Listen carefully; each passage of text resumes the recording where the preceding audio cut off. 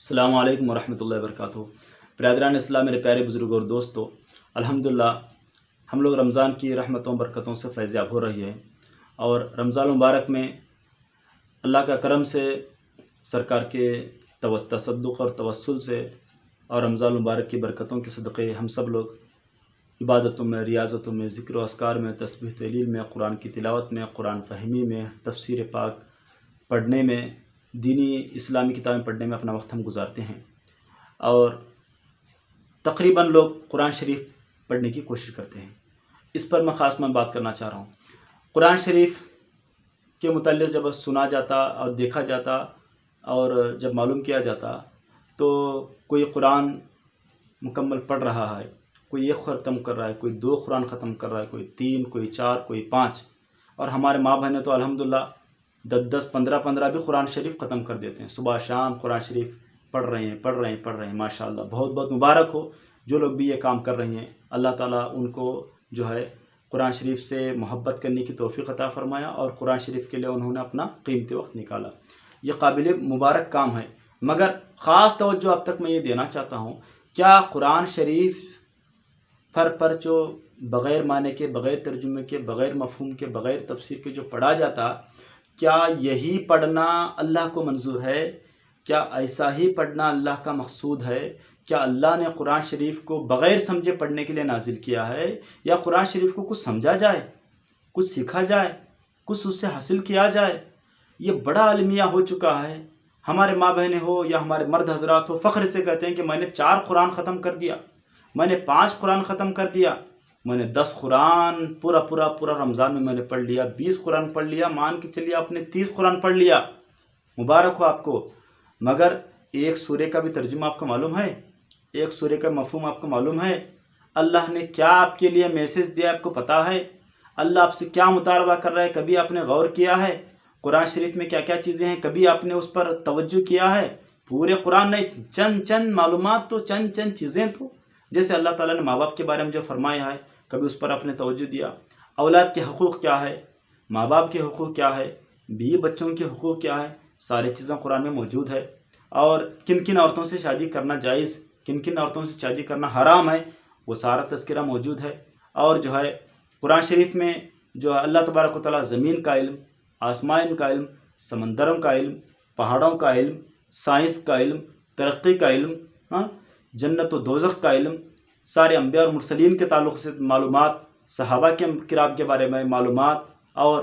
قیامت تک کے لیے ہونے والے کئی چیزوں کے بارے میں معلومات، بے شمار علوم و فنون کا خزانہ اگر کوئی چیز اگر کسی چیز میں جمع ہے تو وہ ہے قرآن مجید۔ تبیان لکل شیء، اللہ کا فرمان ہے کہ قرآن شریف میں ہر چیز کا واضح بیان ہے، مگر کبھی ہم نے اس بیان کی طرف کوئی توجہ نہیں دیا۔ ارے لوگ، باطل فرقے کے لوگ، کفار، مشرکین، یہود و نصارہ، ہمارے اس کلام پاک پر، قرآن پاک پر ان کو اعتماد ہے، یقین ہے، اور ان کو پتہ ہے کہ یہ قرآن اوریجنل کتاب ہے، یہ اللہ کی طرف سے ایک عظیم تحفہ ہے، یہ قدرت کی عظیم چیز ہے، اس میں کوئی رد و بدل نہیں ہے، یہ بالکل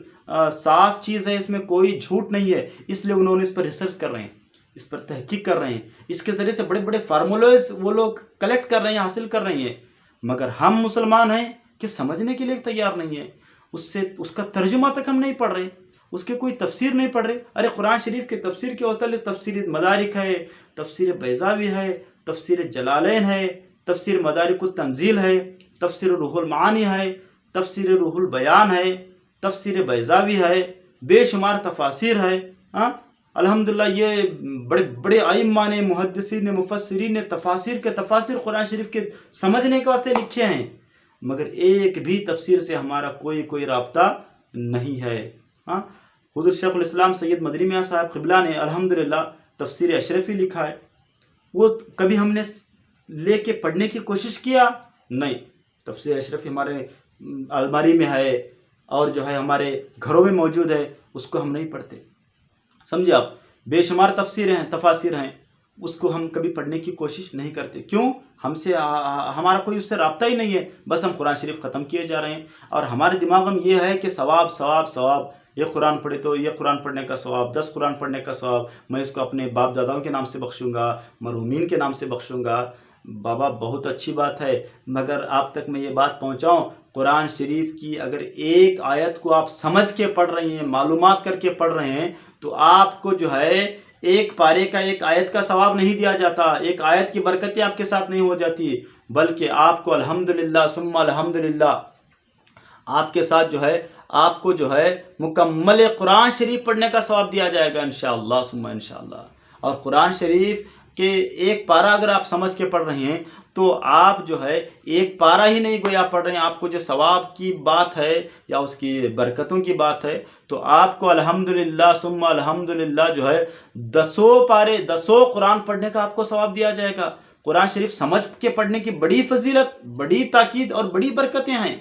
اس لیے حافظ کا مرتبہ کم ہے، عالم کا مرتبہ بہت بلند و بالا ہے۔ عابد کا مرتبہ کم ہے، عالم کا مرتبہ، محقق کا مرتبہ، فقیہ کا مرتبہ اس سے بلند و بالا ہے، کیونکہ قرآن کو سمجھنے کے لیے نازل کیا، سیکھنے کے لیے نازل کیا، اور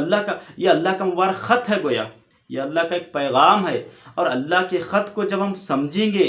پڑھیں گے اور اس پر عمل کریں گے تو اللہ تعالیٰ خوش ہوگا۔ ہم اس کو سمجھے نہیں، بس یوں ہی پڑھے جا رہے ہیں، طوطے کی طرح رٹے جا رہے ہیں، ثواب ثواب ثواب، ارے کہاں چلے گئی ہماری عقل؟ اللہ نے ہمیں قرآن سے ہدایت کے لیے نازل کیا،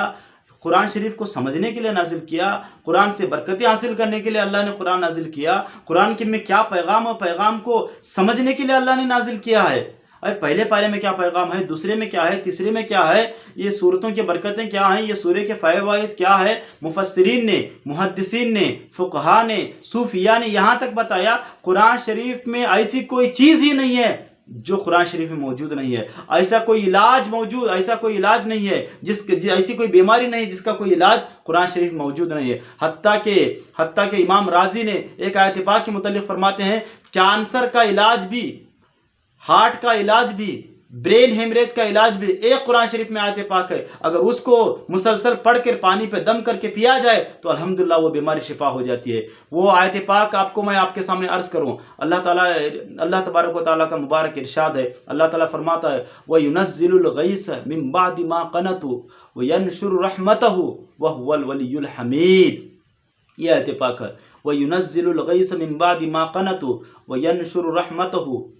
وَهُوَ الْوَلِيُّ الْحَمِيدُ۔ اس آیت پاک کو جو ہے 313 مرتبہ پڑھ کر کے، اول آخر درود شریف کے ساتھ جب پڑھ کر کے اللہ کی بارگاہ میں جب دعا کی جاتی ہے، اللہ تبارک و تعالیٰ ساری بیماریوں سے شفا عطا فرماتا ہے، کینسر کی بیماری تک اس سے دور ہو جاتی ہے۔ آپ اس کا مطلب معلوم کرو، اس کی تفسیر معلوم کرو، ایسے بڑے بڑے نعمتیں قرآن شریف میں موجود ہے، مگر آج ہم اس سے فائدہ حاصل نہیں کر رہے، طوطے کی رٹے جا رہے ہیں۔ اس لیے خدا را چند آیتیں پڑھو مگر سمجھ کے پڑھیے، آپ ترجمہ سمجھیے، تفسیر سمجھیے، اللہ کے منشا سمجھیے، اللہ کا مراد سمجھیے کہ اللہ تعالیٰ اس سے ہمیں کیا بتانا چاہ رہا ہے، کیا سمجھانا چاہ رہا ہے۔ اب یہ چیزیں آپ کریں گے تو انشاءاللہ اس کی برکتیں دوبالا ہو جائیں گی، اور اللہ تعالیٰ کے کرم سے، فضل سے آپ کو وہ کچھ اللہ آپ کو عطا کرے گا جس کی آپ امید بھی نہیں کر سکتے، جس کے آپ کا گمان بھی نہیں ہوگا۔ اللہ تعالیٰ وہ سارے چیزیں، برکتیں، رحمتیں